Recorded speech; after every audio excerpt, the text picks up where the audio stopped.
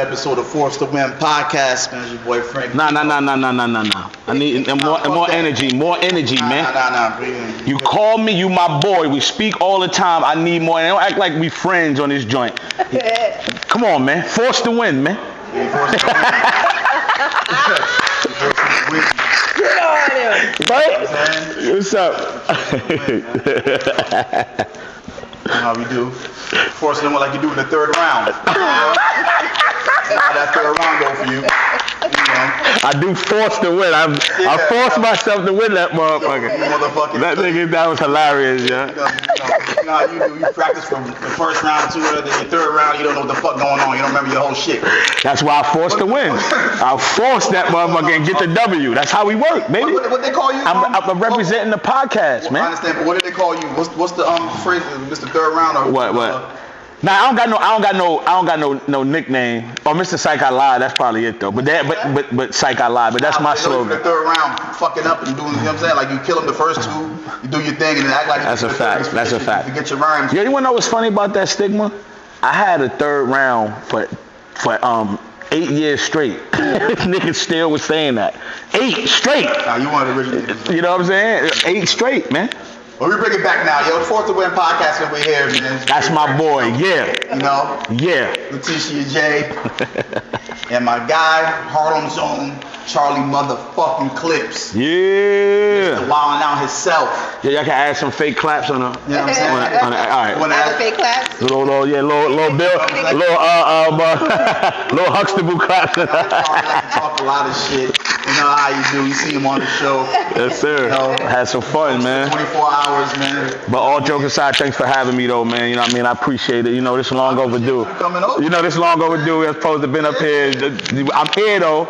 I'm out here in mass, man. I got forced to win, so I had to, stay on my guy. Like, listen, man, you got this podcast. I said, yo, I'm in mass. I'm pulling up, and I am here, man. Yeah. One of the best podcasts out, man. I gotta come up here. Vegas early, man, to come do this, man. Yeah. You know what I'm saying? So you left in the middle of Wu-Tang performance? Don't lie. Swear to God, I left in the middle of a Wu-Tang performance. Ain't nobody leaving with Meth Ray, RZA, Capadon. I had to take an 11:59 flight, so that means I left 10:30. Who was on when you left? When I left, they was just transitioning to the Raekwon and Ghostface. You ain't leave with the Chef and Ghost. Not the Chef and Ghost. They was about to do ice cream, and I was walking out like, damn. This nigga better come through. All right, you know what? Let me sit up straight for that. If I miss this performance because of you, I'm gonna be pissed. Oh, not the legends and goats. I gotta sit up straight. You know, Charlie gave me his words and he's gonna do it. Nah, but he been fucking up before. Like, you supposed to do this and get this around. You know what I'm saying? Like, yo. You know what I'm like? Nah, you know what I'm saying? Nah, that was you. Nah. Yo, L, you said that, L? That was my man Luke. He's the one that you said that. Oh, all right. That was the other L. That was the other. You see what I'm saying? You see, I was gonna show love after this. Don't talk to me, bro. You didn't say those exact words. All right. Talk to me then. I don't know. Brother, I have a schedule. You know what I'm saying? Like, you saying Charlie. Now I believe that. Yeah. The schedule part, I believe. I got a schedule. I believe. That I believe. I say, yo, listen, I don't have exact times. You know, Charlie just tells me I might this and that. I don't know. I'm trying. You know what I mean? He gonna do it though. I believe that though. I believe that. I said, that's my guy. He gonna come through. He gonna do it. I can't. He doesn't give exact time. He doesn't do that. He didn't give me exact time till this morning, today. What time was it? 10 o'clock in the morning. That's when he gave me the time. Like, yo, listen, I'm here. It's good. It's going down. That is a fact. That is a fact. Like, we could do it before, you know what I'm saying? We got an event or after, and we decided after. As soon as I woke up, called my bro, yo. You know what I'm saying? Because I had the Jadakiss Ja Rule voice on the joint. I'll be there 7 o'clock. I'm on the dot. And I'm here. We here, man. Force to win. We in the building, man. Force that win. You gotta force that win, man. You know. But did you have doubts? Did you ever have in your line today that you was like, you know what, I don't feel like going. Oh nah. So Yeah. So what happened is, right, let me tell you, it's y'all fault. I'm gonna just keep it 100. I wasn't gonna do that because it's y'all podcast, but we gotta tell the truth up here. Let me tell you why it's y'all fault. Because first of all, you should I tell Frank? Because you kind of talked about him behind his back, but I don't think it is kind of. But we up here, we might as well force the win. Force the win. Let's force the win. What's up? So we was over there when you was eating the cheese egg rolls that you was scared was gonna make you burp all show, right? When you was over there. See, I didn't want to say that neither, but I'm telling the truth out here. So we was over there, you was like, yo, nah, we a traveling podcast, Charlie, we could pull up anywhere. I said, but Frank made me come. He said, that's what he did, but we can come, we could have came, Charlie, we could have came to where you was at. So the whole time I never knew that. You made me come. Okay. You never mentioned that? What? Come on, man. You never mentioned You told me this was a traveling podcast? First of all, right? Before, we were supposed to do the interview in New York. Like you said, I'm going to be, I moved back from Florida. I'm going to be in I thought y'all was stationed in New York. You know what I'm saying? That's what it was. So we was coming out to New York to do your shit. Right, I thought y'all was stationed there. I didn't know y'all traveled. Fucking New York. I know, Frank. First of all, these New England, tri-state, you anywhere up and down, you make too many moves for you to say you're not from New York. All right, you're a New York resident. We're not hearing that no more. You got the Statue of Liberty tattooed on your calf like this. You's a New Yorker. All right, you played basketball. You had a Statue of Liberty on your calf tattooed. I ain't gonna tell nobody. They ain't see that's on them. The purpose of basketball though. Where you at right now? 413. This is, you know what I'm saying? Wait, hold on. The only thing y'all got is the Hall of Fame is close and all that. Okay, and then what? And that's about it. Y'all could go see all the other people everybody else was good at. Like you go to Mass to see people from New York who's good, and you know what I'm saying? Like you go see your Patrick Ewings and Walt Clyde Fraziers and your Bernard Kings. Hour and 20 down to 90. You know, we go. Give me a Mass player. That in the NBA, like give me 3 that was from Massachusetts. Oh, that's from Mass. You're saying like yeah, that's from Mass. Yeah. Oh, Travis Best. And you know what? Travis Best was fire. But he ain't in the. Well, Marcus Camby played for UMass, but he's from Hartford. Like Marcus, but he ain't in the. But Hartford's 20 minutes down the street, but he played for UMass. So we're gonna count that. Can be best super fire. You know, I would watch them all the time. But see, that's what I mean. So you travel here to see the people from New York, jerseys retired and stuff. It's all I'm saying. Oh, man. But anyway, I'm sorry. Who from Boston's popping? Yo, Zip. What NBA players came from Boston? Like born in Boston, went to the NBA? From Boston. Let's do that. Play for the Nuggets. He's going to Bruce Brown. Oh, okay. He's from Blue Hill. First of all, Bruce Brown fire, but we gonna go from the Celtics from 1964, and he gonna mention Bruce Brown, who just started 4 years ago. But he's from. All right, now I'm gonna keep it 100. How you could have, but see, we got Stephon Marbury. We got what? Oh, all right, I'm gonna stop there. China. Ain't that like so? Stop. I understand that, but the first shot that was ever done was here where you at right now. So we created it. Y'all took it to a different level, maybe. What's his name? Scored the first bucket was here. Yeah, Naismith. Yeah. Naismith scored the first bucket. Yeah, they created the bucket. The basket with the. Yeah. Here. You know what? Oh, Smith and Wesson 2 shots like that 8-ball. No. Yeah. You gonna wait all that time when the segment about to be done? I was this close to winning. I was this close. This shit's called the city of first. First of all, this is the city of first. They got a whole bunch of first going here. That's what I'm trying to tell you. It's not about how you start. It's about how you finish, man. Nah. Real talk though. All joking aside, rapping, basketball, everything. Y'all got legends and everything. You know, I'm joking and everything, man. Who don't come this way and know what's going on? Basketball Hall of Fame out here. I remember I went there when I was younger and everything. I went there when I was younger, and this is when I thought I was gonna make it. You play ball. Yeah, about 2 weeks later, I realized my jersey never gone. It was never gonna be in there, so I stopped. Yeah, once you start looking in there and you start seeing what they accomplished, get on out of there. You don't belong in there. I started rapping, right? That's what they breed. They breed them rappers and them ballers. You know what I'm saying? Yeah, nah. Actors too, some actors, you know. But yeah. Slow down now. Slow down. See, you see, I'm trying to leave this subject alone, and you keep going, because y'all can't mess with New York actors. Just stop. No. I'm not saying we. Okay. I'm just saying what come out of Harlem. Now, what I will give y'all is movie accents. Y'all have the best movie accent I ever heard. Yo, The Departed. The Departed. This is Western. Oh man, The Departed is Boston. Yeah, they got the accent. No, I mean, but to me, but that's what we said. Mass. We just. No doubt. Hold on, let me tell you. See, look, watch me catch him. He gonna lean to you and say, who from Boston play basketball? Because he can't get nobody from Springfield. So he gonna go to Boston for that. But then when I say the best accent, he gonna, nah, that's Boston. Now it's Boston. You see what I'm saying? They got the best accent. See how Springfield do? They got the best accent. They got it. Nah, they do though. Nah, they do. The Departed is my shit. Nah, they do. They stretched in a lot of actors came out of Boston too. Though. No, that's what. Nah. It did. Give me one famous actor from Springfield. Shit. It's dark. I don't care. I'm Rick. Come on, somebody. Yo, no, it's good. Get somebody. It's dark. All right, so we only got like. But you know what? You know the chick that did the whole Black Panther. She done dressed everybody up. Lupia. What's her name? She's in the costume. That's fire. Now here's what's crazy though, right? What's crazy is, you know why this is dope? Because even though we joking, it be actors that we never know that done did some roles, and you'd be like, oh, he played or she played in. So niggas got to do their homework. Yeah. Niggas got to do their homework. When we come back up here, I'm gonna ask again. Give me 3, and you better have 3. When I come back up to Force to Win, 3 basketball players. I'm gonna give you maths. I'm not gonna do spring. I'm gonna do maths. And then 3 actors that made it in some popular movies. Homework though. You gotta do your homework. From maths. From maths, you gotta be. Look, you don't want to get Springfield. We gonna go basketball mass, any area mass, actors and actresses Springfield.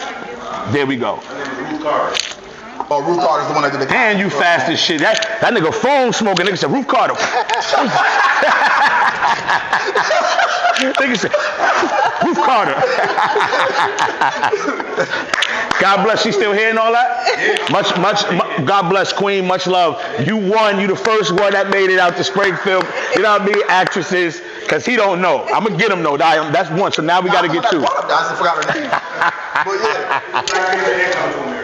Oh, wow. Oh, that's her. Oh, damn. The new Coming to America? She did the concert Coming to America. The new one, the part 2?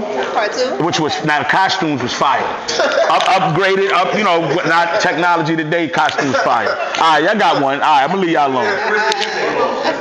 Yeah, that's a fact. Oh, that's a fact. Oh, man. You knew we was going to have fun when I came up here. Oh, we ain't chilling. We going to have some fun, man. Word. How long you been rapping? Mm-hmm. How long you been doing comedy? All right, rapping, I want to say it's been about, them questions make you feel old. Why would you ask me that? Because we old. Nigga don't never think about it until you say something. Then it's like, damn. High school. I started in high school. Probably when I was like 17. So I've been rapping for about like 20 years now. About 22 years. You know what I mean? I think 17 or 18, one of them. I started in high school. And as far as comedy goes, that's a great question. I'm going to say 2016. I'm going to say that because that's when I started on Wildin' Out. Okay. 2016. I got recruited by Nick 2015, but I started 2016, first season in LA. Season 8. Me and Justina first season or whatnot together. What's up, sis? That was our first season. Yeah, DC was season 7. Con Hitman, I think season 4, 5, I think. And then DC 7, then me and Justina, that wave, that super wave that also came and joined the Legends and Icons that was already on there. So yeah, so I say 2016. So what's that, 8 years? Pretty much. And I say that because, being that I'm really, a artist, and as an artist, you should be able to transcend into anything. You should be fluid enough to go anywhere with it. But when I used to hear, when people used to all stop me all the time and go, oh, snap, the comedian. At first, it used to be like, No fucking comedian. Yeah, that's what I'm saying. I don't really consider comedian. First of all, you respect me, all right? I'm in two fields. I'm Bo Jackson out here, all right? Flo Jackson, man. I'm in both fields, all right? So, but nah, here's the thing though, right? Imagine that. We walk in and you hear, oh shit, that's the comedian. It's like my rapping ain't getting no. They say shit about nothing. Like so at first, when it first happened, I'm like, damn, niggas think I'm some joking nigga. That's how you think, right? You like, I worked hard in my rapping field, which is how God bless how I made it on television. But it's like, niggas don't think I rap. Niggas think I'm just some joking nigga. And that's what you first think. Then after you just keep hearing it, the kids, the parents, the grandparents and stuff, you know what I'm saying? And you just start hearing, oh my God, you're so funny. You just start embracing it and you start realizing like, yo, dog, you are a comedian. You are on a hip hop comedic show. Like, dog, this is what you are.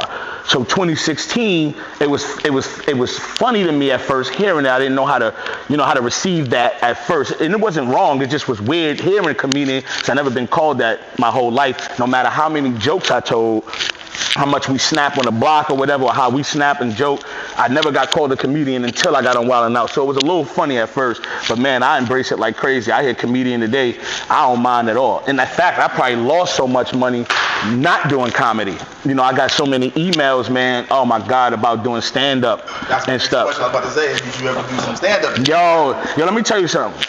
I done battle rapped in front of thousands. I done performed. I'm on the television. I'm in arenas with 15, 20,000 people on Wild 'N Out. I don't have a fear in my body about nothing except stand up. That shit, yo, you ever seen a nigga bomb? Listen. It's something. All right, in battle rap, you get booed. I've been booed before, right? That's why niggas love me, because I have no chill pill. Niggas booed me. All right, y'all want to boo me? Y'all don't fuck with clips. Let's play a game called the next nigga that's booing sucking dick. Then everybody start going, yeah! Right? Freestyle. Got everybody to. How do you do that in comedy if you say a joke? Why did the chicken cross the road? I don't know, nigga. Why the fuck he did that? Yo, fam, chill, because you know you start focusing on this nigga. Then you start hearing a little talking. This shit start getting out of hand. Then you got to get a joke to bring it back. I'm fire in the snapping. We can snap all day. We can joke. I improv. I'm on the spot with it, right? But I've never tailored my material to do stand-up. Funny part is I was afraid I'm joking, but I'm not afraid to do it. But I never had a reason to super go do it. Like I've missed money for sure. Me, Hitman, and Conceited, all three of us talk all the time how much money we missed. All these emails we got to do stand-up. But we are truly artists that was blessed enough for Nick to put us on a comedic show to, for our talents to ascend. But comedy ain't, you get what I'm saying? Imagine I'm on a bill with Carlos Chico in DC. Just imagine, pause, and I open up for the night. I got the three-headed monster popping up. Niggas is crazy. What I'm gonna do? They got me up here with Cat Williams. They talking about, give it up for Charlie Clips. And I'm out there performing and Cat going next or something. Man, I'll be on Club Shay Shay like, nigga, they done set me up, Shay Shay. They done set your boy up, Shay Shay. Oh, man. So for me, it's like if you bomb and which I think is dope because you got to figure it out, but there's some great comedians that can bomb and turn that bomb into claps and cheers. And that's what I can do in a rap, but I never tried it in comedy. So, this kind of inspired me. Maybe I'll do one comedy segment or something, and we'll get this place packed or something, and I'll do it. I'll give it a shot. But I'm telling you this now, if it don't go well, you niggas better have a job for me. I better be the third nigga up here interviewing people, because it is over for me. I ain't doing nothing else in life but this podcast. All right, I'm just saying. Girl Foxy, she's doing a comedy show. Fox know that. That's my nigga. So Fox know what's up. We been dibbling dabbling with that. She's spearheading it. You know what I'm saying? Yo, Fox, nah. Don't call me Fox. Don't call me talking about you ready. I got you headlining on Thursday. And it's Tuesday. I ain't even got nothing. You know what I'm saying? Matter of fact, Fox, that's what we gonna do. Yo, chill, Fox. Well, after this one, we gonna bring Charlie. Yes, sir. Because when you come out and you know the new niggas or the niggas that don't really got nothing always start off, yeah, give yourself a round of applause, man, for coming out. Niggas are always trying to Clap your hands for the beautiful ladies and shit too. Y'all beautiful niggas getting all the claps and ways. You know what I'm saying? Yeah, man. I was walking to the store the other day, man, and then that moment right there is where you start, because everybody quiet now, and then now we like, hear the show start. What he got? And it's like, you know, I was walking in the aisle, and you know, this old lady, hurry up, nigga, huh? What you say? Yo, fam, chill out, fam, because you know what I'm saying? Come on, get your, yo, chill.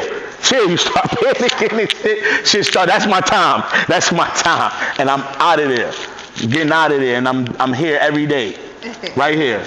So I might give it a shot though. I might. I think you should. I might see what's up. Don't set me up like that. You see that? You see the setup? I don't set up. It's no setup. You funny as shit. So. Thank you. You know what? I'm gonna do it now. That was my confidence. I needed that. So is it true that Nick Cannon was in your inbox and you thought it was Conceited playing with you to join Wildin' Out?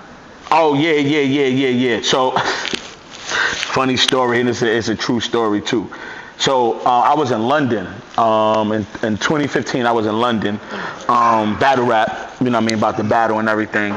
And I might have battled already, but I got so I had my, you know, the old phone. I had notifications on from Twitter. This when I was on Twitter at the time. So my joint, like, ping. You know what I mean? You know, and you know they 5 hours ahead. So you know it's probably like 2, 3 in the morning. And it ping. I'm like, I'm looking at my phone and see. Direct message from Nick Cannon. That's probably a blast, you know what I'm saying, from everybody or whatever. Opened the message. You ready? Hell yeah, I'm ready. Yeah, All right, you're going to get an email soon from my staff. So what happened prior to that was Nick had said one of my bars, right, that I said to Rex. With these, I'm way nice. Give you a choice in the elevator. You want the Solange or the Ray Rice, right? You know, crowd go crazy, everything. So Nick, just being my brother and being just a fan of mine, we never met at this time or anything, but just being a fan of battle rap. What happened was he was rapping on stage, and you could tell he was freestyling, and he liked that line so much, he said, fuck it, you want the Solange or the Ray Rice? So I start saying, oh, nah, Nick, you stole my line. We got to get in the ring. I'm joking and shit or whatever. So everybody like, yeah, he stole it. I'm like, nah. We planned that. Don't worry, trying to show love or whatever. That's when I got that message. I was like, oh, maybe my, you know, me tagging him and posting on Twitter, on Instagram might have worked, or Twitter, you know what I mean? That might have worked because he wrote me not too long after that. So what happened was it took so long for the email to come through, or his staff member that he said was gonna holler at me. So, you know, you start going, and maybe it ain't, you know what I'm saying? So I start thinking, I'm like, hold on, man. Oh, I know this nigga Conceited ain't, nah, Khan ain't do this shit, man, because this is how we joke. So me and him and Hitman, we play joke, we do jokes like that depending on emails, we fix stuff up. So I call Khan, I'm like, yo, he like, yo. I'm like, yo, Nick, Nick hollered at me. He was like, oh, word? He's like, what'd he say? I'm like, nah, he said, you know what I mean, that, am I ready? I told him, yeah, I'm ready. But now it's been a while, bro. I'm just the process of what it's going. Nah, I mean, you know, I don't know, maybe. But the way he was talking, I'm like, yo, Khan. Oh, man, I ain't gonna lie, bro. If you caught me, my nigga. Just salute to you, bro. You got it. Just don't do this right now, bro. Because that's one of the ones when you think you're about to get on TV and your bro got Nick to write you and joke. I'm like, yo, Khan, you got it, bro. Just don't do that. He was like, all right, man. It was me. But the way he was saying it, I'm like, yo, Khan. He was like, nah, damn. He said, damn, I should have kept it going, but I ain't gonna lie, I didn't know you thought it was me. If I knew you thought, like when you called him, if I knew that, I would've, oh my God, I would've killed you with that. He was like, nah, nigga, he really wrote you. And then later on, Shelby, what's up, Shelby? Shelby emailed me and for my information, and then it went from there. In 2016, I made it, but I did think Khan was joking because it took too long for that damn email to come through. Yeah. And the rest is history, you know what I mean? That's crazy. Dope. That's a dope story. So when Nick Cannon got like canceled almost, you know what I'm saying, the shows and halt, you know, if you have a talking Nick Cannon, he give you by a certain call like, yo, they acting like this, but I'm gonna get that right. Or is it just like, did you call him like, yo, what we doing, man? This is good for you, like. Nah, so the thing with Nick is, right, you just always believe in Nick, no bull crap. I mean, look what he did. He took a bunch of talented, you know, black, you know, African American people and put them on television. You know, salute to Justina. She, you know, know, she 80% black. But he put us all on television, some before us and everything. So you don't doubt him. He gives you no reason to doubt. Now, when it happened, everybody just genuinely said, yo, if it's over, it's over. You know what I'm saying? But nobody's going to do the show if Nick is not doing the show. It just looks, first of all, it's just naturally we're not doing it. But it also looks crazy for the man that put us in this position to go and still do the show with people that took him off. But DC was the man in that situation and took a stand, you know, and put it out there, which was fire to help push that, you know, that message of we ain't joining, we ain't doing that. And that's why when DC wrote, like, yo, if Nick ain't on there, ain't no such thing as me on there. Get what I'm saying? And it just showed, you know, true definition of a leader in that situation to stand up for Nick verbally and socially on, you know, on social media. While even though we all agreed to that, get what I'm saying? The you know, the real ones who you know, on the show and everything, but DC took that stand, which went viral, you know what I'm saying, which was dope, and also let the network know that one of the biggest stars on the show is not going to come back neither, you know what I mean, and the rest of the stars ain't coming back neither. The other big stars are not neither. So we all just sat back and just let Nick work. You know, like I said, you don't doubt Nick, you don't second guess him, you don't call him and be like, yo, man, what happened? What we going to do? You don't panic, you just chill. And, you know, like a real one, he took care of it, handled his business, and he made it happen. You know, social media is crazy, you know, because, you know, a lot of people were saying, like, oh, you went back on your word, you know, they made you crumble, they made you fold, or whatnot. And, you know, people always got something to say, and I laugh because if you get fired and your job say come back, 97% of the people is coming back, even if you don't like what they did or whatever, depending on the situation that you're in. Nick took that job back to help us. Because he didn't have to. You get what I'm saying? That was a move to keep the show going, to keep the culture going, and to keep us going just as well.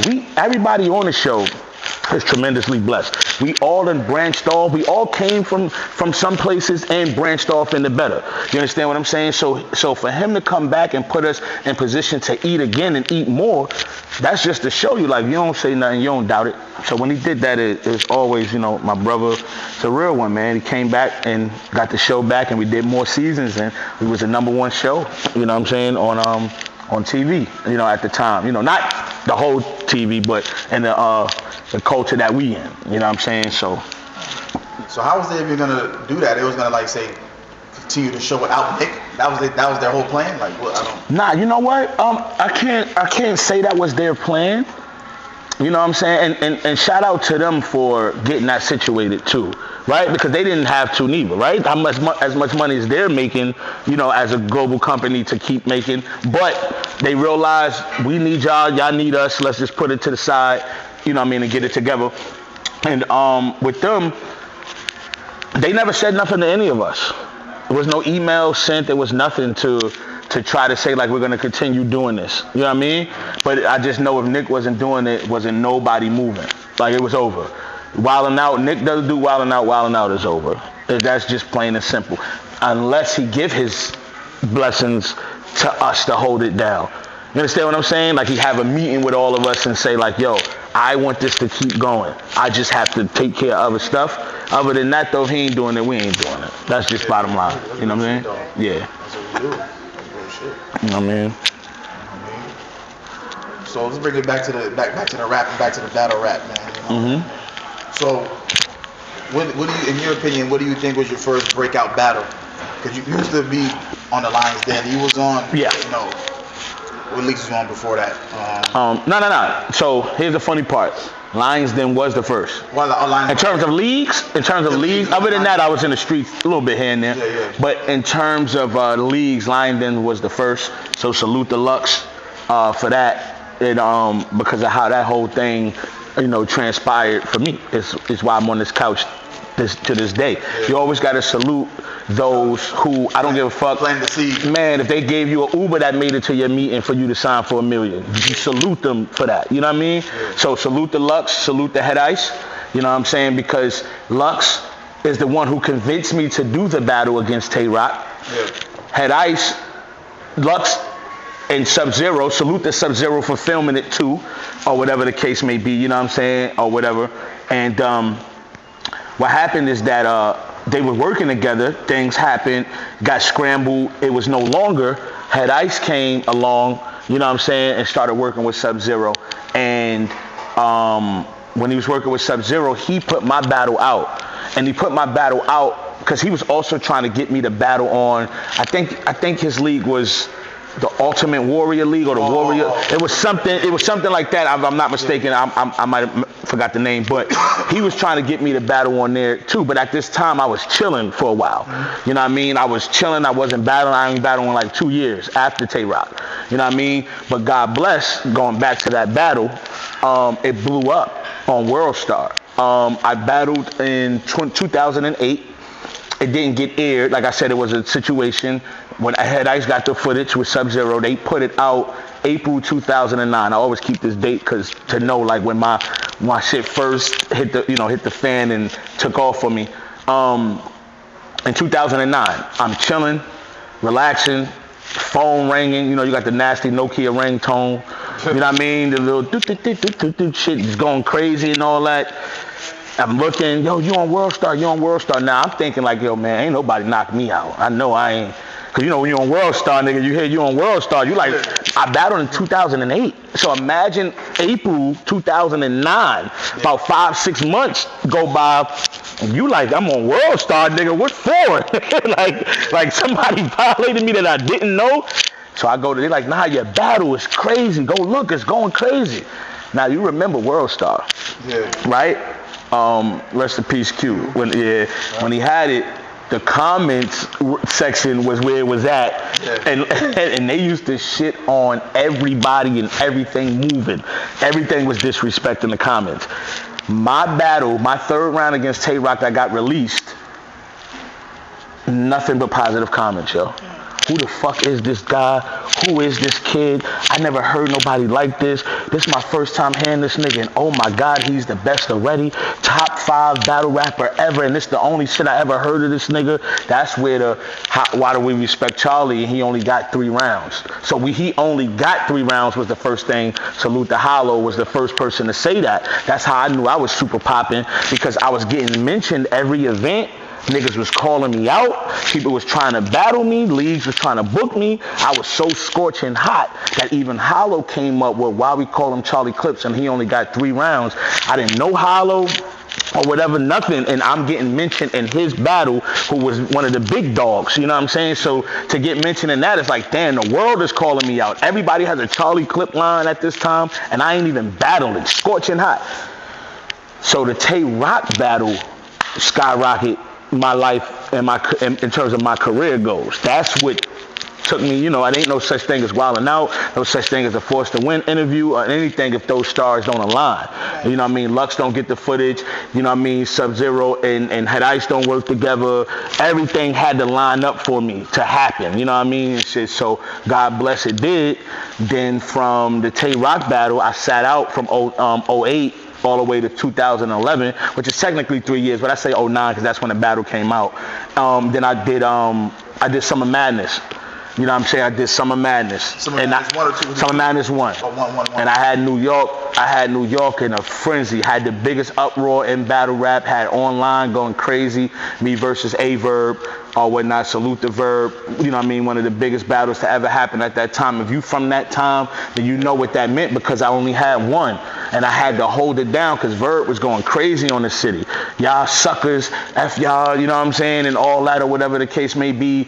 He was going crazy. I had to hold New York down. And boy, did I do that. And my name was just buzzing, skyrocketed from there.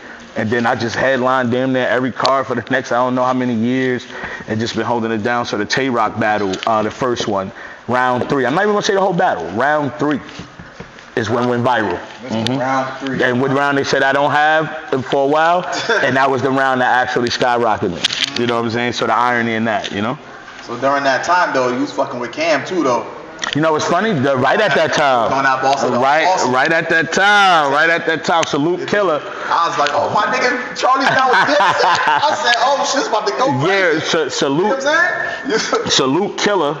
You know, that was a situation where, you know, I felt like that could have really went somewhere higher than what it was. Yeah. But also, to see how Cam work and what he does, I got it later on. I caught on. Because I used to go to his crib, his house, and that's where the studio was at. And that's where I just used to record. I used to just lay tracks down, A-Rap sending beats, heat makers, everybody. I'm just recording. But the thing was, you can tell as an artist, I wasn't developed. I was not developed. I didn't really, didn't have the IQ, the understanding, the look of what's, of what an artist should be or what's going on. And I realized with Cam doesn't do that for you. Cam don't hold your hand and guide you in that way, right? Cam language is get these beats, nigga. I'm going to get you hot. We going to rap. You get hot, I'm going to get you signed. I'm going to make you the hottest rapper to come out of the city. You know what I mean? And we've seen his work and what it has done for the whole Diplomat family. You know what I mean? Everybody's a boss in their own right because he let it all. He set it off. And salute my bro Vado. Vado took his career to new heights with Cam. You understand what I'm saying? But Vado had the look, you know what I mean, the persona and everything as an artist and an MC, while I still had the greatest vibe of a battle rapper. I didn't separate the two. You understand what I'm saying? And when you become a man, you start looking back and start understanding these things. I never became an artist in hip-hop and music in general. You know what I mean? And artists is about style. Artists is about fashion. Artists is about aura, how you carry yourself, right?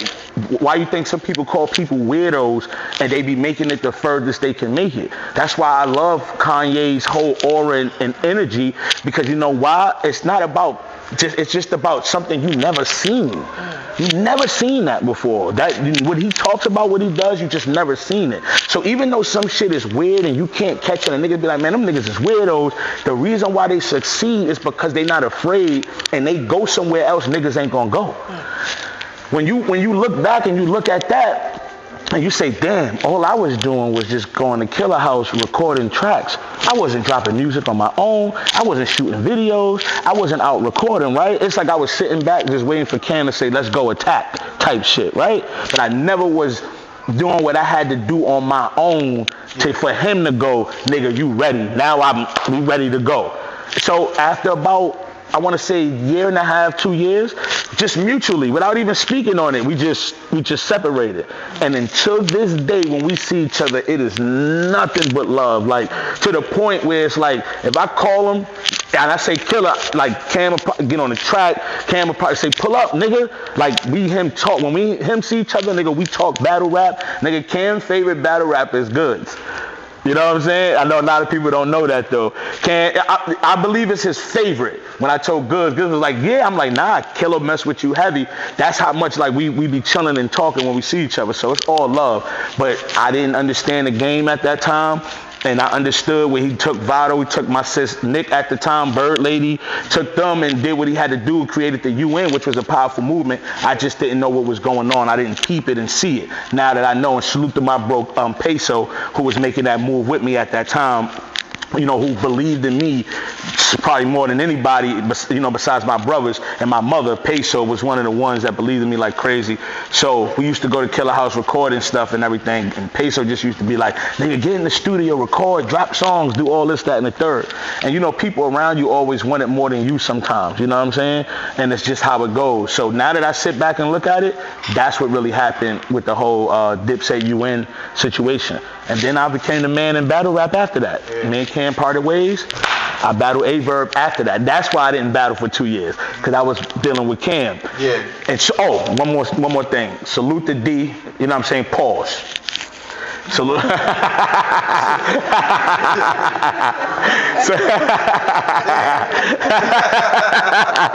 Salute to Darren.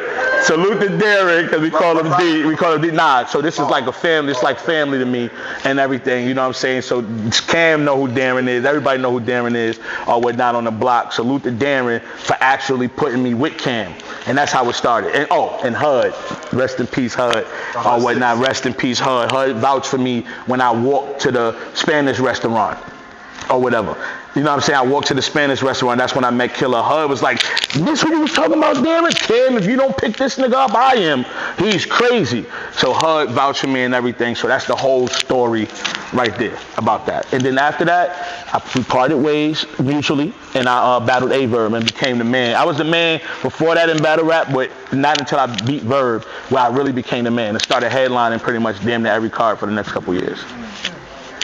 So you say now that you're older, you understand. So back then, was it like, damn, I ain't fucking Cam, ain't fucking with me? Like, that's how you felt? Like you had like a little like, whoa. Good question. Nah, it's not that I felt like Cam wasn't messing with me. I just felt like it wasn't my turn at that time, right? I felt like it was more so of me waiting to see when it's my turn, more than, like I said, now that I know that I didn't do anything but record in his crib, right? I didn't go to the studio on my own. So here's how it works. When you get, if you notice with like artists like Killer, you know what I'm saying, with the Dipset, with like T.I., with like Lil Wayne, right, Eminem, and here's why I'm naming these artists. They'll do the tracks with you. But as far as pushing yourself and marketing, if you do that, they will stamp what you're doing and push it out there without having to do all the work.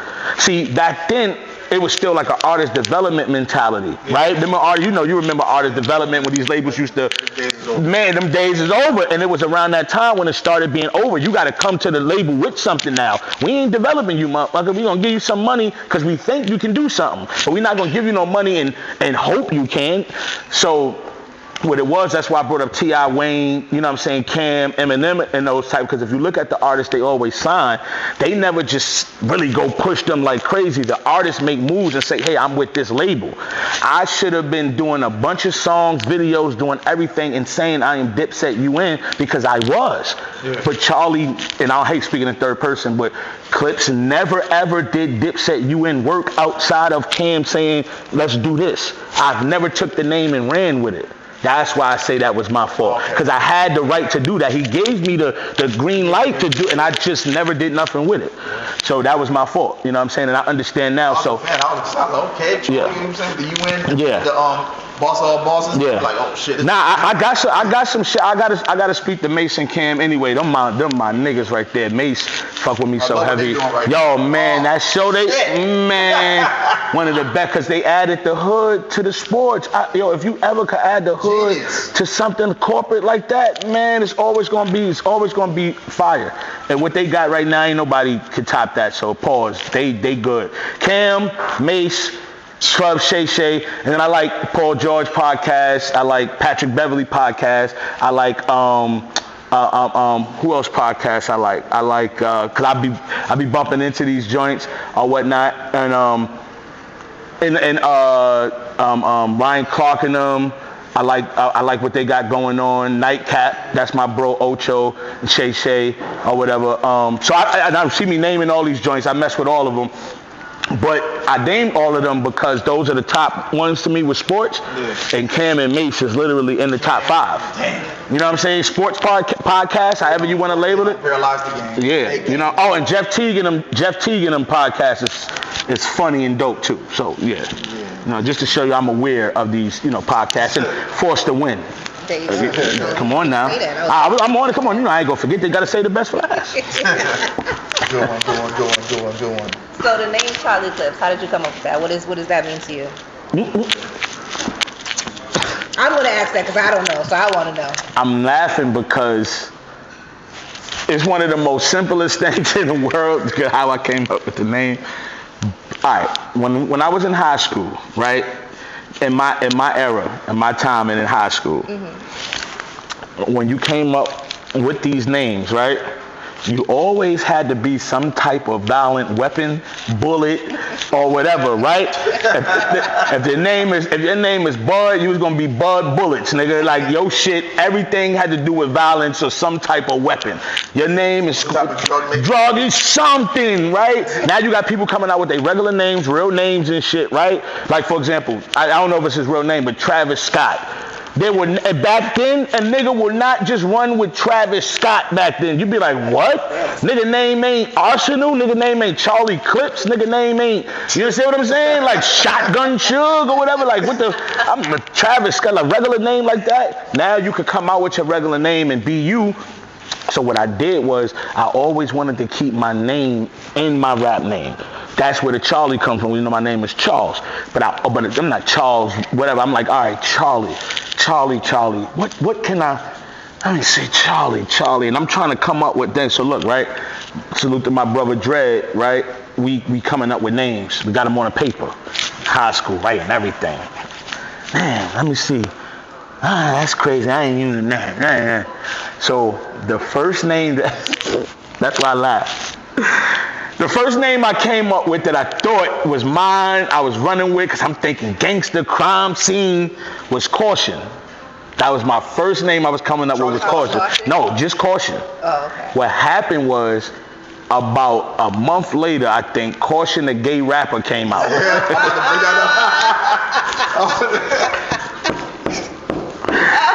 I'm listening to the radio, right? I'm listening to the radio, so you know I'm Caution. I'm working on I'm coming out with something, nigga. I'm working on my new joint, Caution the Gay Rapper. I just came up with this. Oh, back to the drawing board. Dread, what we doing? Back to the drawing board. So what happened was I liked the way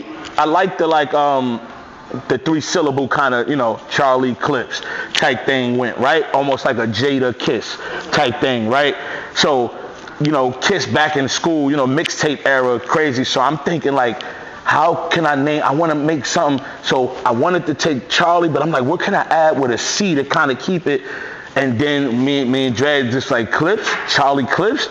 Dred was like, Charlie Clips, I like that. I mess with that. I like that. And that is literally how I came up with the name, just trying to keep it with the whole bullets, fire, guns, whatever thing that we can to make it sound tough, but yet keep my real name in there just as well. And that's how Charlie Clips came about. Yeah, because I like the 3-syllable, Charlie Clips, like a Jada Kiss. And then, you know, once he came out with the who the fuck y'all want? Jada Kiss. And who the fuck y'all need? You know, I just was Charlie Clips. so, that's my nigga. Shout out to Jada.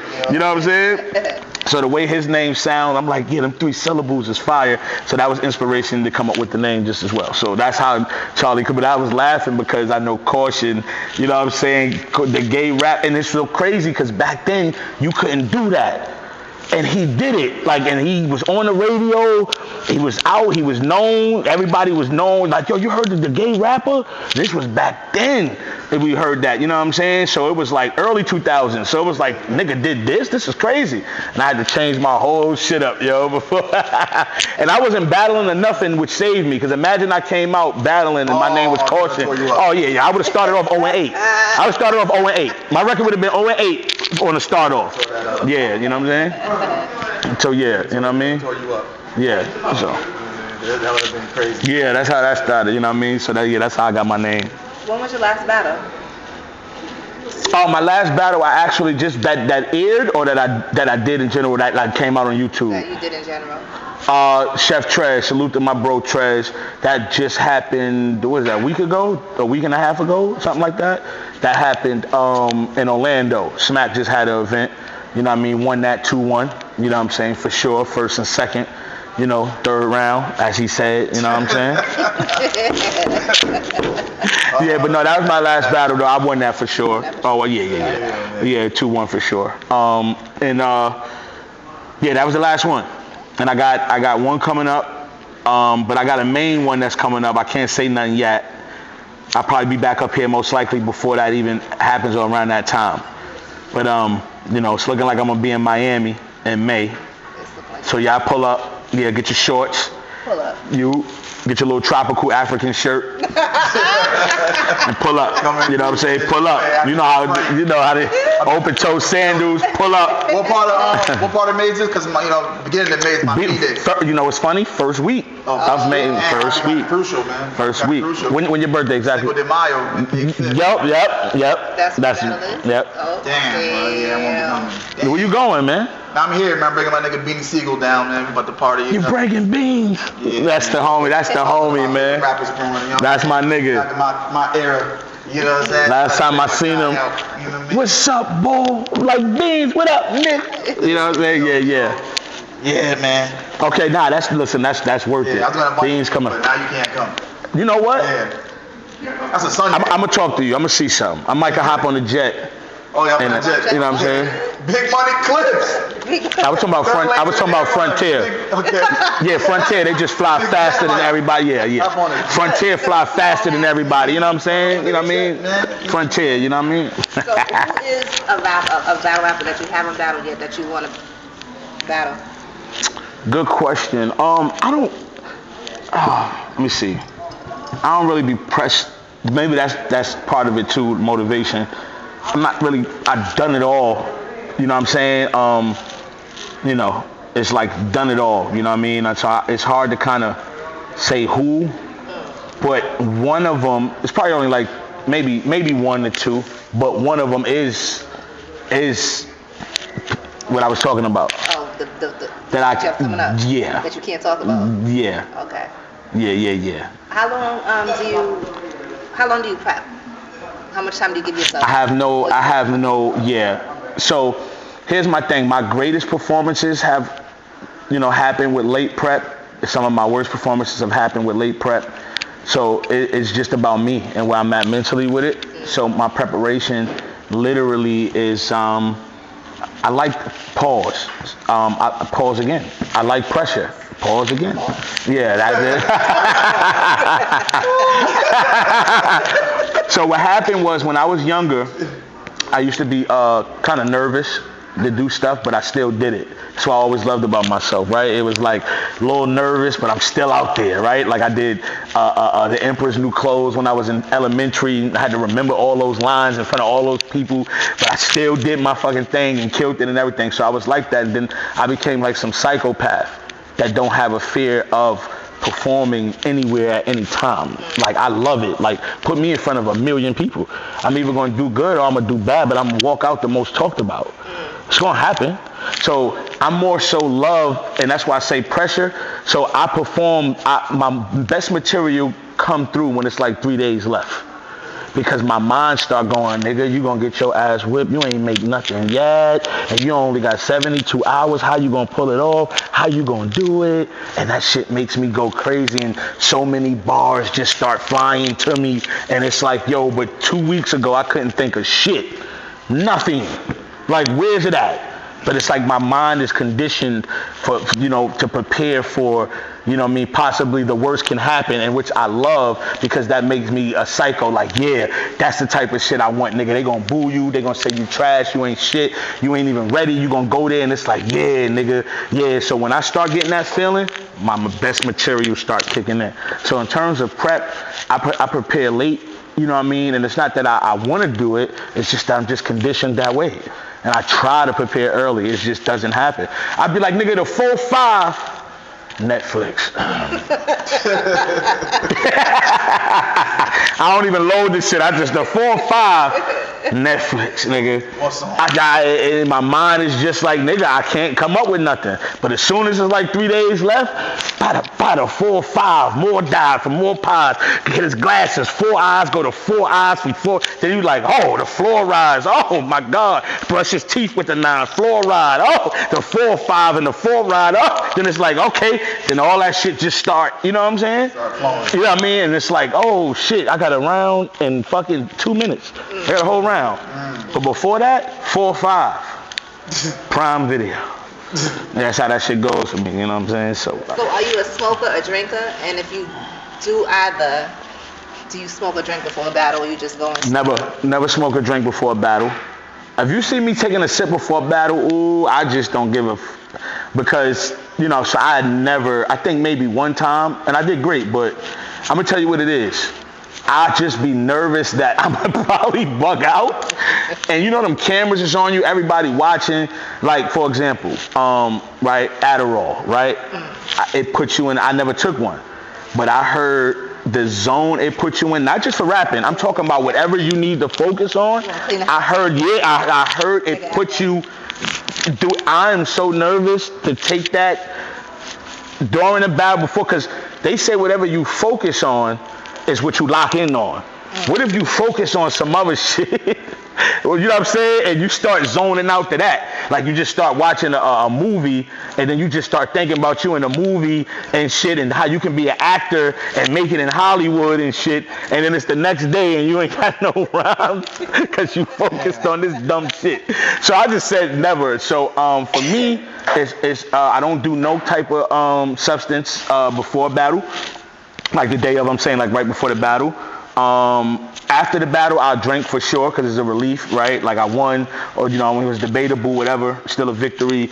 Let's go drink, or whatever the case may be. But as far as smoking and drinking goes, I'm more of a drinker, but I will smoke here and there.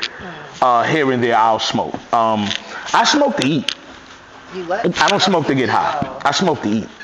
See, everybody want to get high. I want to eat. And what I will give weed the respect of, you could taste every flavor in whatever food you eating. Like I bit an oxtail when I was high, and I heard the cow, like I heard it moo right on the, like you can, I'm telling you. So weed is amazing, depending on like water. Like you drink water when you, like you know how you be smoking and you get your mouth pores get dry cotton mouth, and you drink water. Water, yo, you can hear that shit. You can hear Poland Spring, nigga, like talking to you. Like that shit is amazing. So I like to smoke. You get high, but I like to eat when I'm smoking. Like yo, I'm going out to eat, whatever. But I would drink more, and I don't even drink that much no more. Even though I got a little something here, but that's the most I'll do. I'll give me like a double shot of Henny, Douce. If I'm feeling tropical, I might go vodka, cranberry, pineapple. You know what I'm saying? Nigga, that's a bitch drink. You know what I mean? So I double shot it to make it gangster. You understand what I'm saying?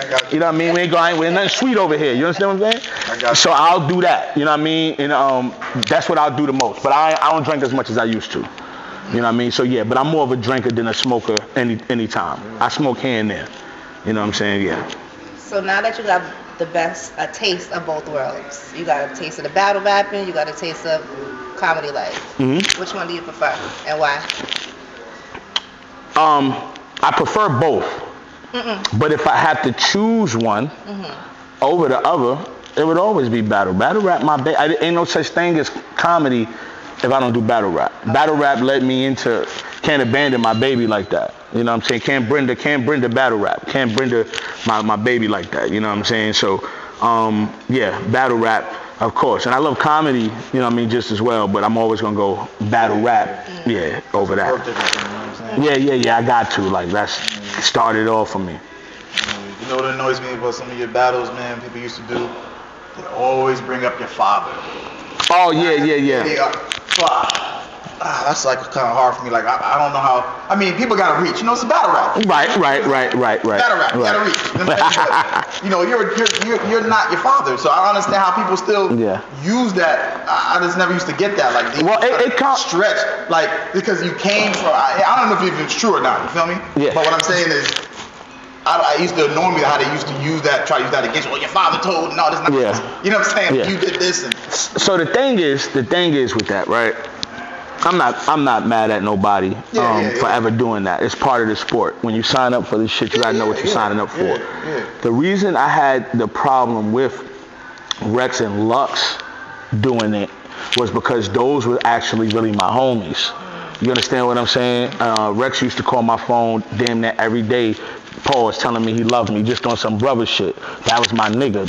Him and my brother Josh, close. That was family. So when he the first one to do it, it was corny to me, and I didn't fuck with it because we could have just got money and kept it moving. You understand what I'm saying? This wasn't about killing each other. This was a Harlem move to put on two of the greatest rappers ever to come out of Harlem to put on a show and to make it happen that way and go about our business, nigga. Let's go eat, let's go drink, nigga. We out, we got paid, we lit, we good. So when he did the trailer, and I had a feeling like, yo, I think he going, and he was like, nigga, I'm on the block, nigga, and I'm getting personal. I know where you gonna go now. Thank you for the pause, thank you for the heads up. Now I know what you're about to do. And I was like, damn, my own homie for this? Like, we ain't got to go here. So for him, that's why he died a horrible death that day. You understand what I'm saying? That is why he died a horrible death that day. That's my nigga now, because we are much older and mature than we were at that time, and we understand life and how things go, and he apologized to me about that. Now, him mentioning my father, that's the streets, he did that. That's what he wanted to bring up, that's fine. But to me, he apologized to me because I was his boy. And with Lux doing it after, it was like, yo, Lux, dog, you was in the crib, I recorded you. You understand what I'm saying? You wanted a sandwich from the store, I brought you one. That type shit. Like, nigga, why are you taking this approach now? And you going further than Rex did with the shit. You understand what I'm saying? All of this shit y'all niggas is doing just for us to speak years later be cool, and for me to ascend past niggas when I could have pulled y'all up here where I'm at. You understand what I'm saying? That y'all niggas cut the rope on y'all homie, thought I fell, I was gonna fall to my death, nigga, but the ground was already right here on the ground. Had a secret passageway to climb above niggas. Now I'm looking at niggas, and I could have, you understand what I'm saying? Yeah. And guess what? Them the homies to where I will always still show love to them, because niggas is human. And when your back is against the wall, sometimes you don't know what you're gonna do as a man, yo, when you down. And niggas scared me, man. I tell niggas all the time, niggas is genuinely scared of me. So salute Lux, salute Rex, that's the past. I don't blame them for opening that door, because that was a door that needed to be opened in my life anyway. Get it out now, because the streets still love me. Gangsters, the killers, drug dealers, the gorillas, because it's not you didn't do it. You can't help what another man does. You came from him doesn't mean. You know what I'm saying? So that's why I used to get. And that was a true story. That was a true story. My moms and my grandmoms raised me. You know what I'm saying? So I wasn't with my father or nothing. So to me, it was what it was. You know what I'm saying? It was like, okay, you know what I mean? I'm a real one, so I'm not worried about it. But it was just kind of like the thing that did it wasn't a nigga from another city or the same city I don't fuck with. It was two of my homies that took the approach when we could have just got money and kept it fucking moving. So that's the only thing that bothered me, was those two taking that approach. Other than that, mentioning my father doesn't bother me. Like, that's his life. He chose to do what he got to do. That's my pops. I love him. I ain't gonna never sit here and bash him for niggas or do whatever. Me and him, we don't, but I still love my pops. That's the nigga. Without him, I wouldn't be here. Nigga, that's just it. And I'm a father now. You understand what I'm saying? I know I've been in your life for a long time, but you're my stepson. I have a real son now that I have. You know what I'm saying? You know what I mean? Your little brother. So what it is that being a father, right? Real shit. I thought about to myself one day, what if I did some whack shit or some sucker shit, right? And that stain go on my little man name, right? You would want to look at your little man like, damn, yo, I can't believe I put that on your name or even put you in some shit like that. Forgive me, I made mistakes. And I realized, right, even going to the casino and losing $10,000, that's money that could have went in his account. You understand what I'm saying? Shit like that. But we guess what? We are human. We men. We make mistakes that we made. So with my father, you understand what I'm saying? We don't speak or nothing. You know what I mean? But I love him. We gotta have it is. But the one thing is, I forgive him. I don't have an issue with him personally. You get what I'm saying? So when niggas bring him up and do all that, I just laugh on the inside because I know how I was raised and I know who raised me and what it is. But that shit don't bother me. Continue to mention it because everybody that mentions it is losing. Like, it's a known fact. You mention it, it's almost like a 100% chance you're gonna lose. Niggas don't want to hear it no more. Nobody gives a fuck. And then I'm a real one, so you can't really take nothing away from that. So just keep trying. But that's it though with that whole situation. So I never get mad, but it just was Rex and Lux. And once again, salute to them now. And you know, now that I'm thinking about it, condolence to Lux, to the Lux family. You know, he lost his brother the other day or whatnot. You know what I'm saying? I just remembered. Much respect to the family, my condolences. And you know, much respect to Lux and Rex. We older now. That was the past. That's over. I see my dogs. I show them love. You know what I mean? And that's it about that whole situation. You know what I mean? So, battle rapping. You guys are all in each other's face. Some things are really being said. Has there ever been a time where you just wanted to knock a nigga out? Because for me, I couldn't be in somebody's face going back. I know I know you gotta have tough skin. I know it's a sport. I know it's all the. But that's a great question. Following up right after what we just talked about. Yeah, because that was one of the one times I really. and it wasn't about. And once again, it wasn't about my father per se. It could have been about my mom's. It could have been about my aunt. It could have been about anybody. It was the fact that my homie was going this far, right? And it was almost like I really want to knock this nigga out because, dog, what are we doing, right? But and you can see me on stage during the battle. I'm saying it like, yo, I'm telling my man, I'm thinking I'm about to do it. And you hear my man go, yo, don't do it because you're going to look crazy. You know what I mean? You're going to look like you lost officially what you hitting him for. Take the I'm like, nah, you right. You know what I mean? Whispering and shit or whatever. And it was great advice from my brother Troy. Or whatnot, and that was probably like the only one time, man. During the Lux battle, I got that upset. But salute to everybody that had everything to do with that whole situation. Everything got squared away. Real street shit, love. Rest in peace, my bro, Fat Mac. Put niggas on the phone. We all spoke, the real ones, you know what I'm saying, or whatnot. All got on the phone and spoke. Situation been cleared. Those the homies. Now when we see each other, it's nothing but love. They always, you know, when we do speak, they wish me nothing but the best. And everybody got everything cleared, man. Everybody about getting money now. Everybody about getting money and busting moves now. So don't nobody got a problem with nothing. We all good. But that was the one time I got that mad. Other than that, never. Yeah, straight off. That was it though. I was heated because it was like, what are we doing right now, man? We going this far? I was shocked. It was more shocking to me. Yeah. Like, damn, we going this far, but I'm glad I never ever got that mad to do anything to anybody, man, because I'm a true leader in the sport. I'm one of the representatives of this game, you know what I mean? And it would have been a bad look on my behalf to do that. So I'm glad I didn't go that route, you know what I'm saying? So, yeah. So when do you think the highest, you know, time in battle rap, when battle rap was like at its peak, my opinion was around Summer Madness 2. I think at that time, okay, Frank, you know what's up. When Diddy was in the building, Busta Rhymes was all there, and that's when Lux did the you a lost nigga with you know Calico and his father. That whole shit, like I felt at that time, it was just like that was the pinnacle to me. Summer Madness 2 to me was the pinnacle. Mook Iron, Me Jones, Lux Cal, DNA X Factor. Damn. No wait, DNA X Factor. What's Summer Madness 2 or 1? Hold on, Summer Madness 1. No, I think it was 2. I think 2. Matter of fact, I think Summer Madness 2 was DNA X Factor, I think. Star-studded card, like you said, Diddy, Busta, everybody sitting up there. It was crazy. It was crazy. Rex Verb. That's when Rex won the 10,000 or whatever against Verb. He was going crazy that day. And you know what? Summer Madness 2 was the biggest event we've ever had. That is a fact. There's no. That was like the pinnacle. Yeah. That was the biggest event. Led it up to that. It was just like. That was the Tap that. I think. No. In my opinion. No. All right. Now, when you say that, you're talking about in terms of like numbers and shit, right? Numbers, just even after the battle, man, it just kept resonating. Like you go on the vlogs, you go, you know. Twitter, all that, this was going crazy. Yeah, I'm agree with you. It wasn't. I agree with you. That card was too stacked. Yeah, it was stacked. 2 star studded, and I think that was the record-breaking card for battle rap. I think in terms of the amount of people that can come through, because Beasley and Smacking them ain't realized how many people can come to a venue till they did.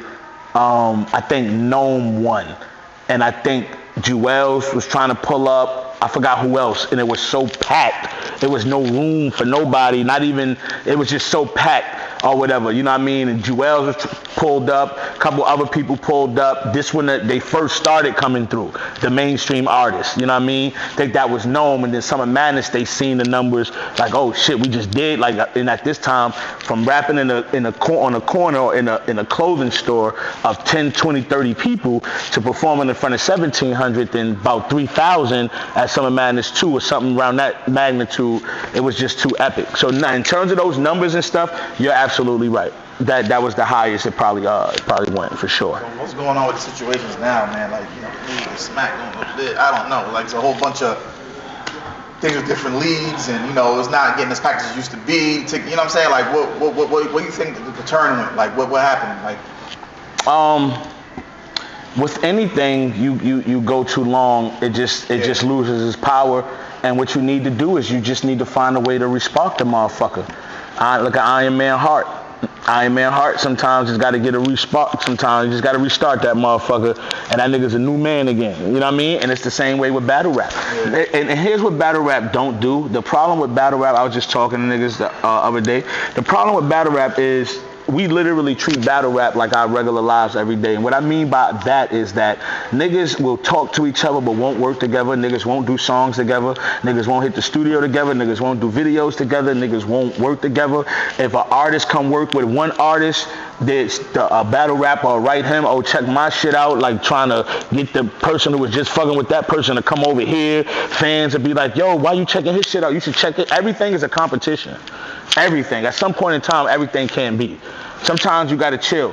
If niggas all got together and sat in the fucking room and flew out and everybody sat in the room, right? And just all battle rappers just sat and created a union and literally stuck together or not and say, well, yo, when we perform, we really gotta step up and do this. So here's the next matchup. Y'all two gonna battle, y'all two gonna battle, y'all two gonna battle, but y'all gonna have attitudes and all. Like, we gonna turn this motherfucker up, we gonna do that. That's what will happen. But we're getting booked separately, so when you going into your opponent, the opponent, your man, y'all cool, battle rap done went past so many times. For example, me and Geechee Gotti known each other for about 4 years now. Just like that. Nigga, we known each other 4 or 5 years or some shit like that.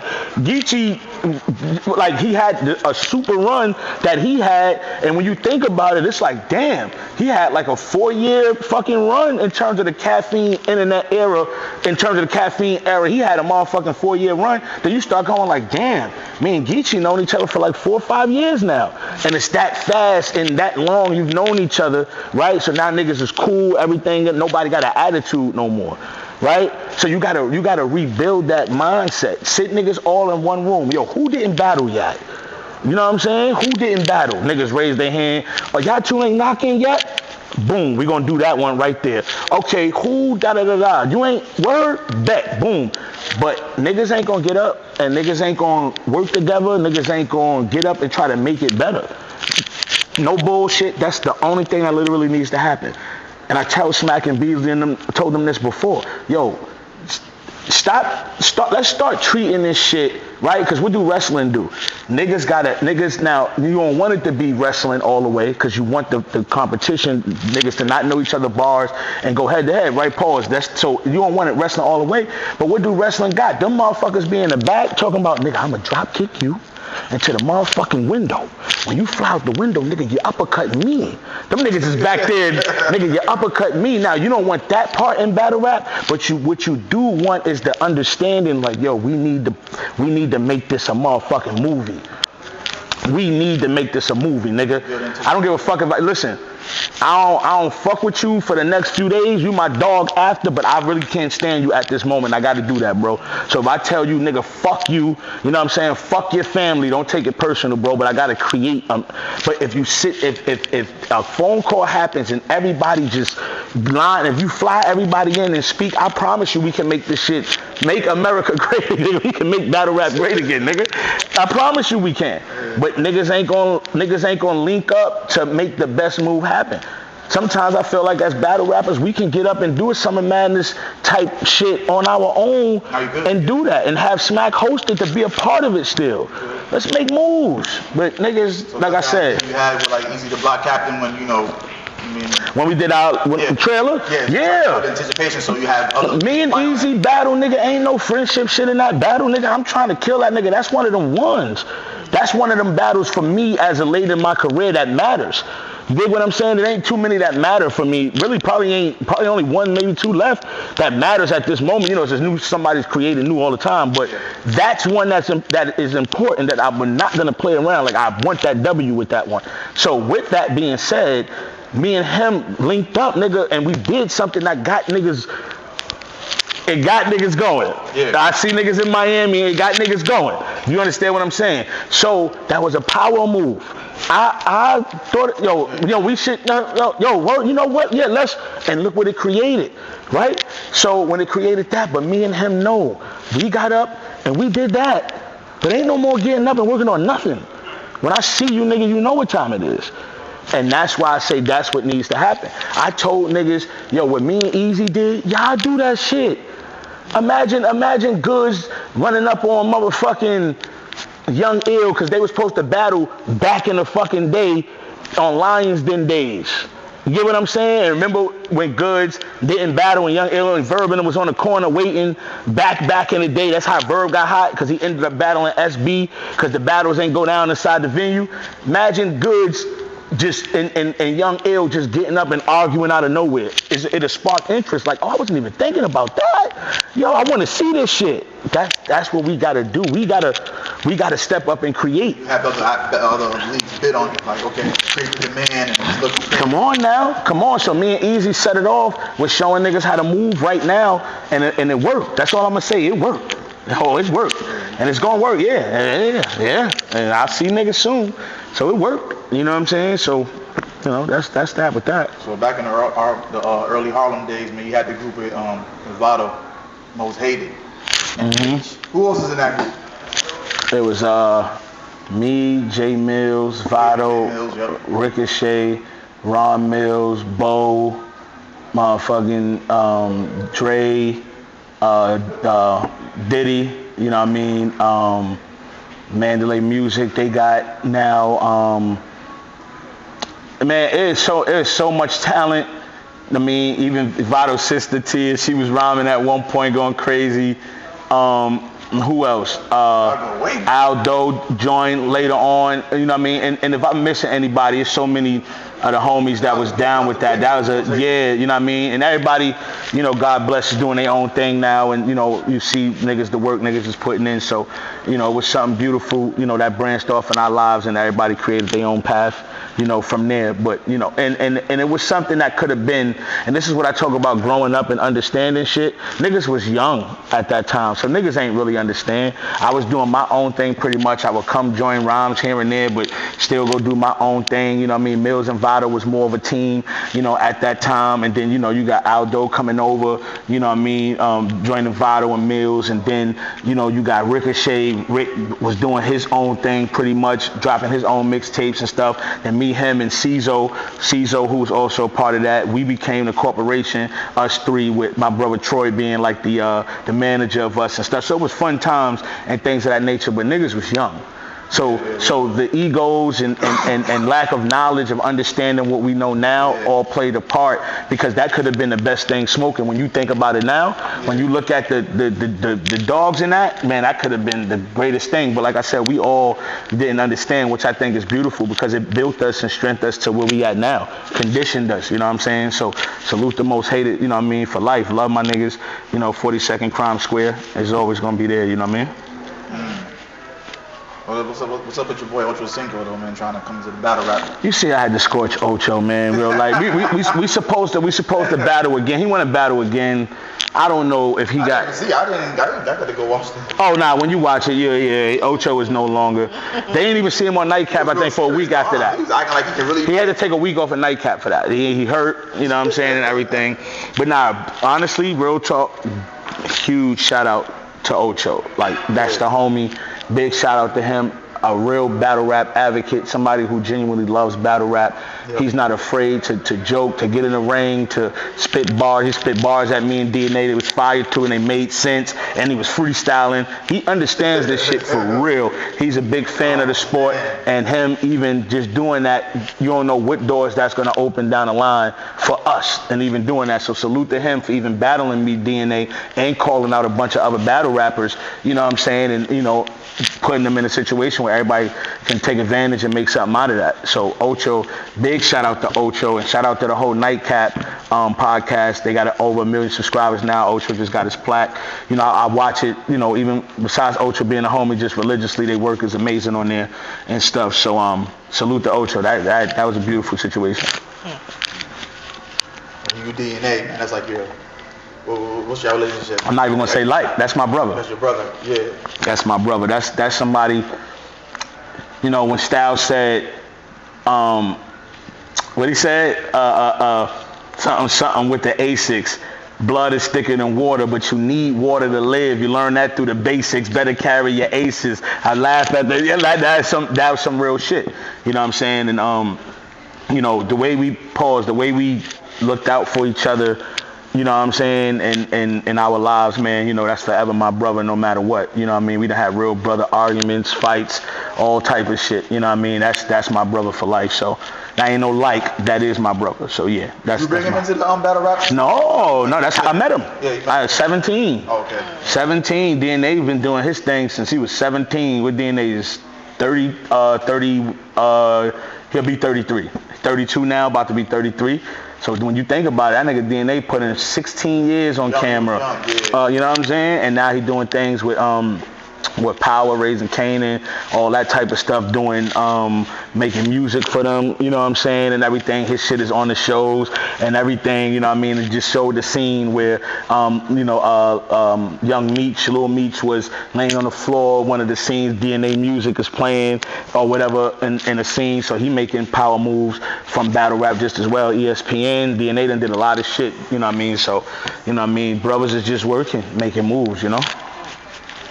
Shout out to my nigga DNA. For sure. I brought y'all back out here.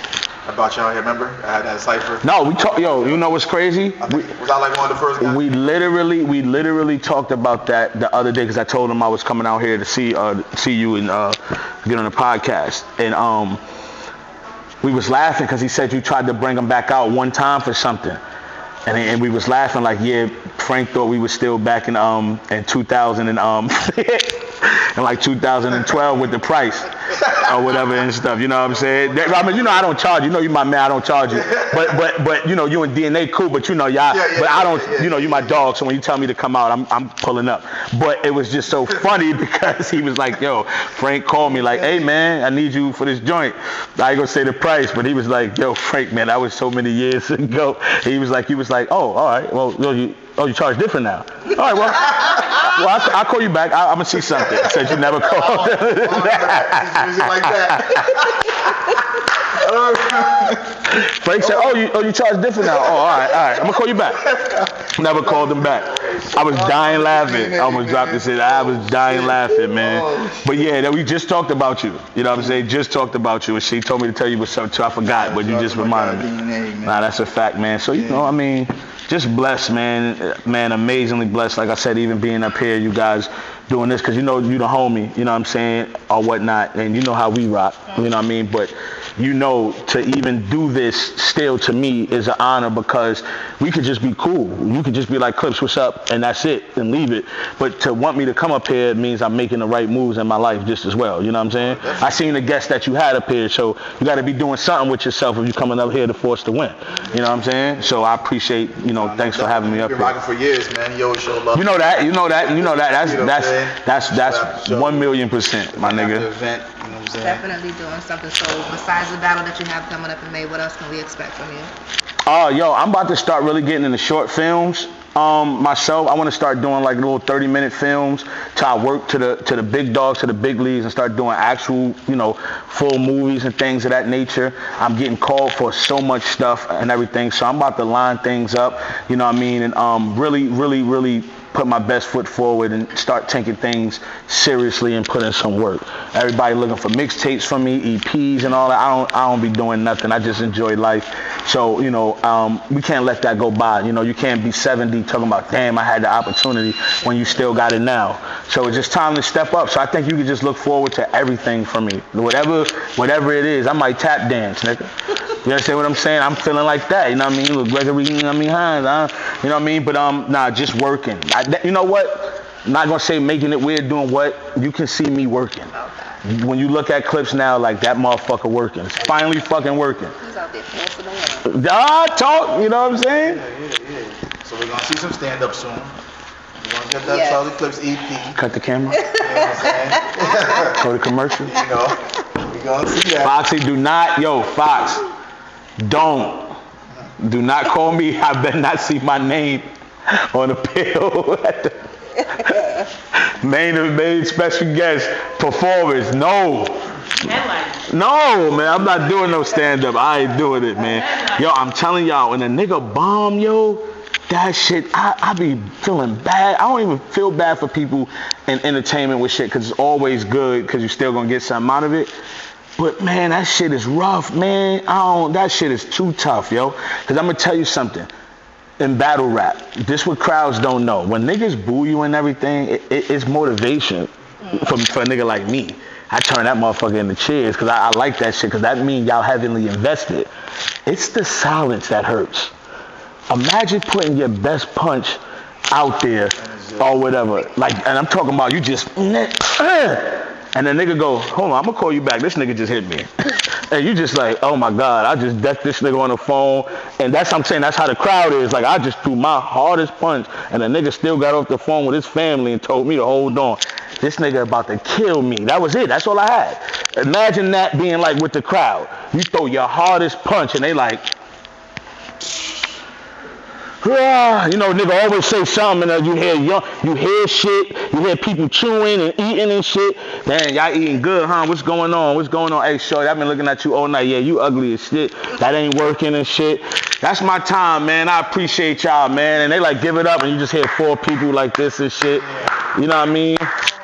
I don't want none of that in my life. I'm good. I'm good. But before we end this, though, shit look like a mouse is attacking me on my neck. Get this furry shit out of here, and I want different microphones when I come back. Look at this shit. It looked like a fucking, remember the rap from Martin? I look like this shit is get this shit off of me. Alright? Force the win, man. Wait. Okay, so I had one last question before you go in. 2 last questions. It'll be two together. Okay, so your top 5 battle rappers. Me, and Dylon. I don't have a top 5. You don't have a top 5? I'm Mr. Political. I think everybody's fire in their own right. I literally don't have a top 5 battle. I literally don't. Niggas is fire, but it ain't my top 5. All right. So my last question to you is mental health. What does mental health mean to you, and what do you do on a daily basis to keep yourself? Oh man, mental health is one of the most important things in life. The mental breaks down, the physical breaks down. You need both but the mental is mainly everything, because your mind goes, or your mind takes you somewhere else, the rest of you goes with it. So what I do is, like, and this so cliche, but I swear I just literally talk to God. And I talk to my family, and I literally do that, like, every day. I just do that. I think it'll keep you calm, keep you out of trouble, keep you focused, keep you locked in. That, that 3 seconds of just talking to God could save you a lifetime. You know what I'm saying? We all done been in situations with family, with our baby moms, women with our baby fathers, beef, different shit that could have ended wrong or could have went somewhere else. But that one moment of just like, I'm trying, Lord, my bad, or whatever, for even spazzing just now, just takes you to a different place, and you walk off and you keep calm. So mental health, man, is that needs to be sessions, seminars, and things like that. There's so many people that need to talk about that, and I need to get that out of their system, because we all, first of all, we was all born with problems. We was all born with some form of a problem. That's why a lot of people got attitudes and a lot of people walk around, because we've been messed up for years, because it's all passed down. That energy that was created billions and billions and millions of years ago is passed down all the way to us. And that's why sometimes we don't know why we angry or what's going on. Sometimes people don't even know why. You know what I mean? So to talk to people, to talk to God, to talk to your family, these are things you need to do, and it all comes into the bag of mental health, of talking and getting that shit out your body and getting that shit out your system.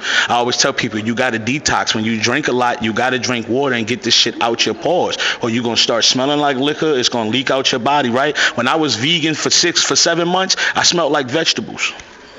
I know they're thinking like, what the fuck that got to do with anything?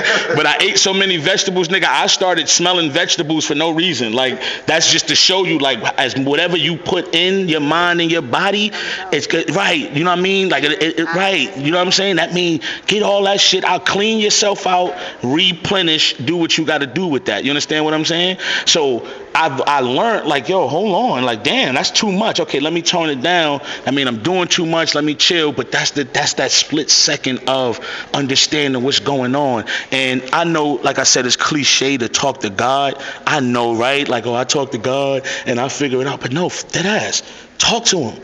I promise you, I swear to you, I've seen some stuff that he did for me when I literally spoke to him about it. I'm talking about the next day.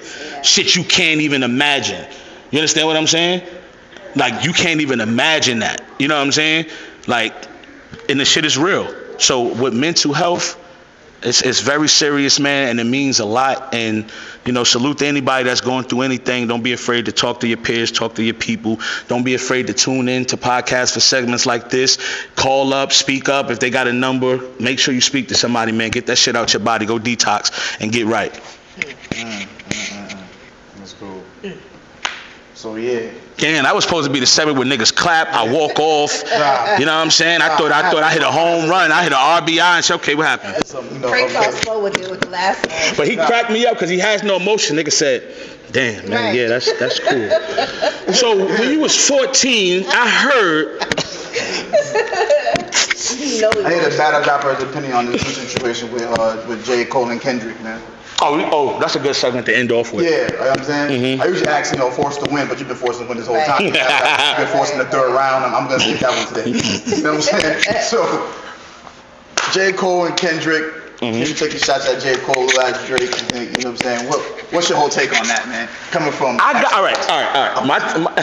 And we can end it right there. My take on the whole situation is this. I need to see if it's real smoke. Yeah. They did this before. I guess everybody must have forgot where they kind of went at it when Kendrick started dissing niggas first, but it was friendly competition. Oh, y'all don't remember? Come on now. What was that shit? You know what I'm talking about though, right? It was a song, Control. Control issue. Yeah, it was the Big Sean. It was the Big Sean. Yeah. So he might have did it 3 times now that I think about it. Might be 3, but he does this though. But Kendrick has yet, right? So what he does is he takes the shot. Beautiful, masterful shot that he takes to get everybody involved. But he has yet to get fire returned on him in a certain way. Now that they're putting this shit together about the Pluto song from Drake being about Future the whole time, which we still don't know, but so you ain't know that. So supposedly that's what's going on. That's why Kendrick is on the Future joint, because those tracks are about Drake supposedly. Now this is the internet. This is what niggas, they put this motherfucker together. So supposedly it's Drake and Cole, right? But Kendrick just taking cool ass shots, right? But the real diss is supposed to be for Drake. It's who niggas is really gunning for. That's why the joint is called I Don't Trust You. And if you notice, Future and Drake haven't been doing music like they was at that time. Now me, I'm not in the media to put this together. I don't know. I'm just saying what niggas is putting together so I can give you my super point of view on this. All right, so now that we grasp everybody involved and we know what's going on, I think this one will be the one where shots will be fired on some real shit. I'm giving Drake and Cole about 1 to 2 more days. If fire is not returned, at least by this week coming up, it's over. But I think and notice something, Kendrick took that shot when they've been working together a lot lately. Yeah. Cole and Drake been working. You understand what I'm saying? Fuck the big three. It's just big me. Crazy by Kendrick, right? Simple but effective. I think Kendrick will return. I think Kendrick has a diss record waiting in that stash box. Yeah. I think it's in the stash box. Remember, through the little jabby jab, the little right? Oh, this nigga hit me. I'm throwing this, And I think when Cole or Drake go, he just gonna go, everybody tune in midnight, West Coast time, and I think it's lit. And I think rap in its truest form is back for 2 weeks. 2 weeks. Oh no, we dancing and partying again right after that. Yeah. But it's back for 2 weeks and it's lit. And salute to Drake, salute to Kendrick, salute to Cole, salute to Metro, salute to Future for even getting this shit jumping. Cause this is the battle rap world. I think niggas is about to return fire, and I think it's gonna be lit for 2 weeks. Then I think after 2 weeks, everybody going back about their business. Because Cole been destroying niggas on tracks. Oh no, Cole is Cole. I don't know, bro. See, in rap, sometimes you find your niche and you find you find your pattern sometimes where you could do about like 8 rounds with that. Oh, I found something. Cole found some shit, and that's why he can't stop rapping right now. He found it. When you got that glow and then you got it for a few months where you just, everything is, my pattern is this, my pattern is that, a pattern with this is a pat on the back, pattern, and you just start flowing and shit just start lining. You like, oh my God, how did this happen and this happen? And it's the Matrix, my nigga. This is what they was talking about with Neo. Cole got with Morpheus was trying to tell Neo the whole time, bro. And he found that shit, man. And he found it, man. And he found it. Forced to Win podcast today. Forced to, you gotta drive clips, man. Hey. You know what I'm saying?